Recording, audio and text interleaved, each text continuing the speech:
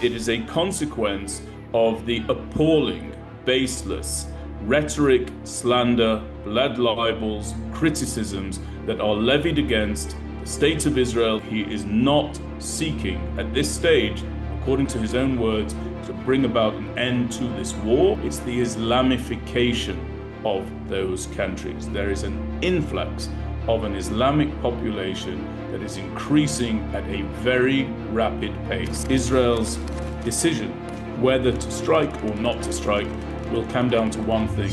It's a question of political will. Yaron Lischinsky and Sarah Lynn Milgrim gunned down in cold blood by a fanatical anti-Israel demonstrator, activist, and now it is suspected dual murderer.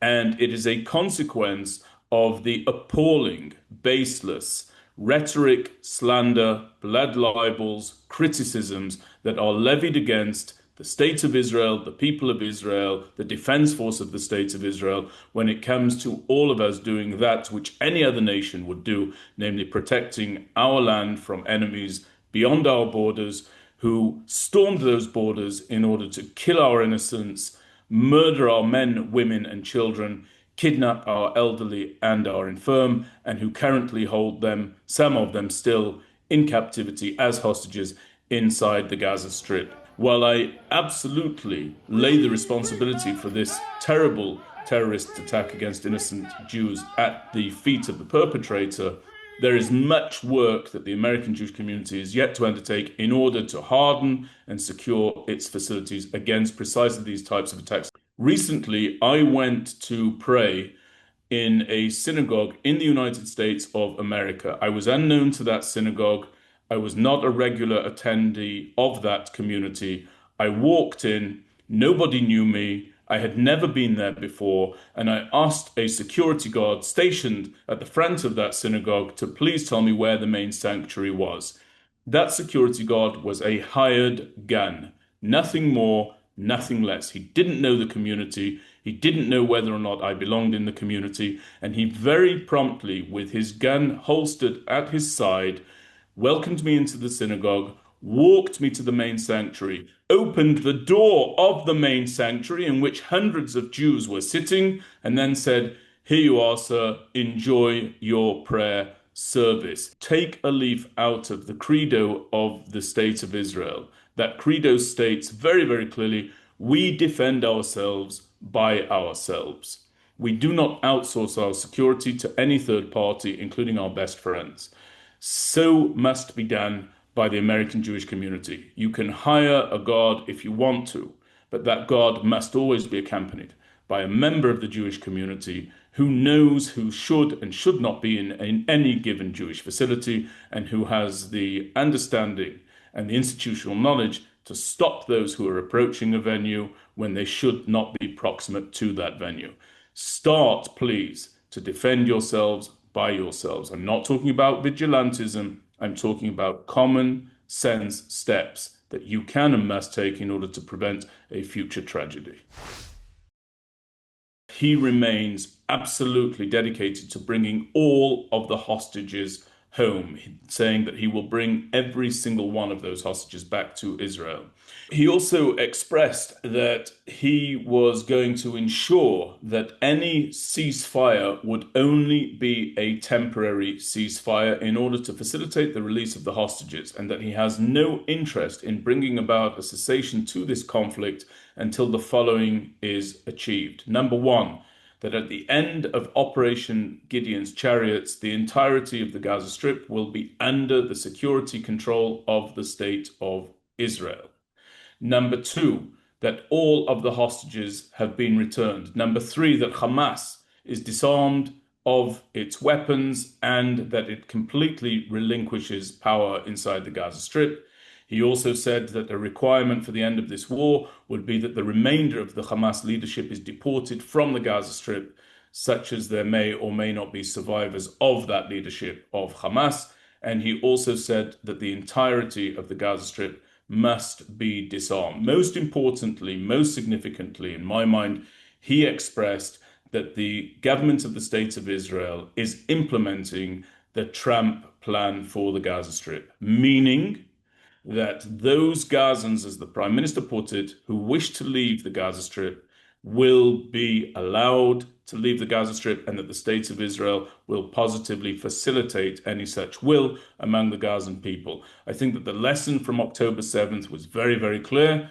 You cannot allow the Gazan population, from among whom Hamas readily and swiftly draws recruits, you cannot allow that population to be proximate to our border. And quite frankly, given that Hamas has shown its ability to rejuvenate its ranks, given that it has shown its ability to rebuild its ranks, I believe that the State of Israel will not know quiet as long as the Gazan population remains inside the Gaza Strip. I have seen the damage inside the Gaza Strip. If you are sympathetic towards the Gazan people, I can tell you from my direct experience, you should not want them to remain among the rebel and the destruction, all of which was brought upon them by their leadership, the terrorist organization of Hamas.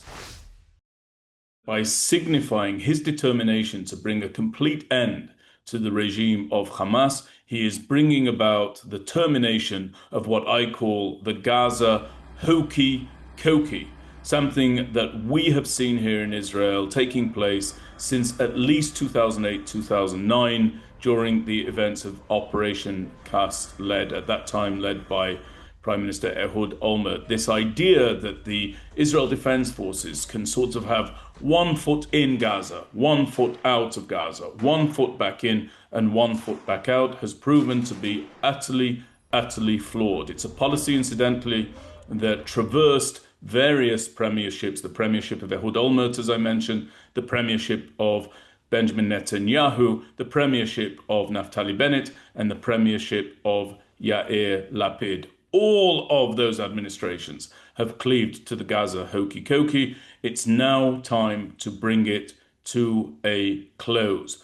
All the while that Israel was returning to the fight inside Gaza against the same enemy, with the same lack of conclusion, with the same sense that it was going to have to draft its reservists again to fight that enemy 2 years after the guns would fall silent each and every time.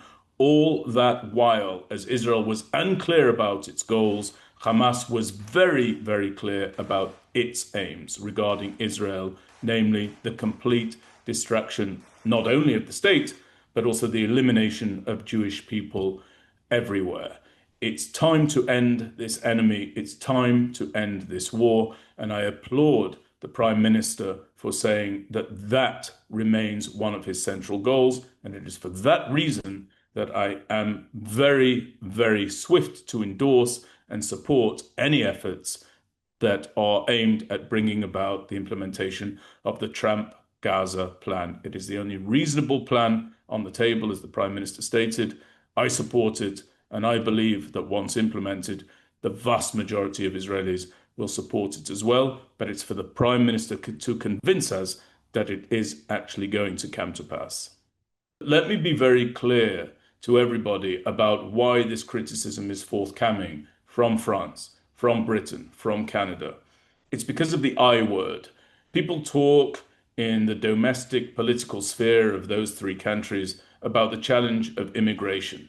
In my estimation, it is not immigration that is troubling toward the domestic population, and it is not the issue of immigration that is powering these slanderous condemnations from the leaders of those three countries. It's a different I word. It's the Islamification of those countries. There is an influx of an Islamic population that is increasing at a very rapid pace. And the Islamification of the domestic population of those countries, melded with the centuries-deep anti-Semitism that in the case of Britain and France, everybody in the Jewish world knows and recognizes, that melding generates this sort of baseless, false condemnation. The leaderships are inclined, as a result of their own national experiences, to be condemnatory towards the people, the state, and the defense forces of Israel, and the Islamic voters, all of whom have political influence simply as a result of their sheer mass and numbers as voters in those countries. they turn and propel and power this condemnation from the leaders of those countries. Israel has to be wise to it. Observers of this condemnation have to be wise to it. They have to see it for exactly what it is. And Israel, despite that opprobrium, must push forward and prosecute this war to its conclusion. If ever there was a story that is in fact a non-story in the media machine that we've all come to know, it's this so-called expose of the idea that Israel may be readying its forces and its capabilities to detonate Iran's nuclear weapons program. Everybody knows that the IDF is constantly, and has been for many, many years, readying its capabilities for that very operation. The question that a lot of people are asking is whether or not now is the time for such a strike to take place, and would such a strike be undertaken given the fact the President of the United States of America, Donald Trump, has expressed that he believes that he may be able to strike a deal with the Iranians in order to end their enrichment program. And there have been different versions about what it is precisely that this deal is pursuing. In 1981, Prime Minister Menachem Begin, in defiance of the will of then President of the United States Ronald Reagan, decided to deploy the Israeli Air Force in order to detonate Iraq's nuclear weapons program in Iraq. That decision, a successful strike as it did in fact beget, resulted in a lot of discord between the Reagan administration and the prime ministership of Menachem Begin.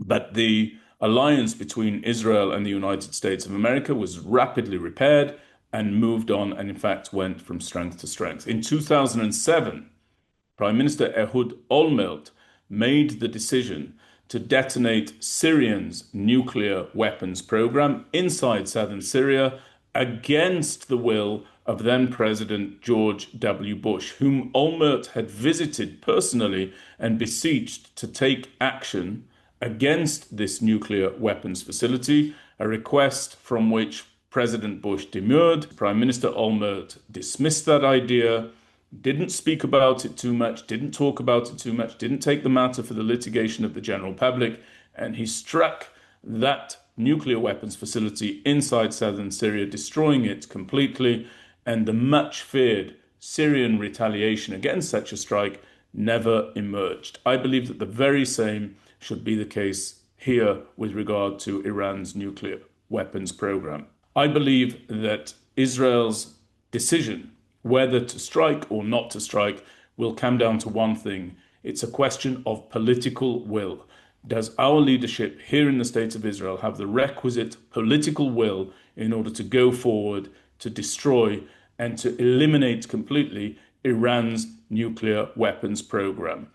I think that now is the opportune time. I think that their main deterrent, namely Hezbollah, that was perched on the border between southern Lebanon and the State of Israel to act as a deterrent against Israel's military strike against the Iranian nuclear program, that force, that terror army, Hezbollah, has been massively downgraded by way of the IDF's actions.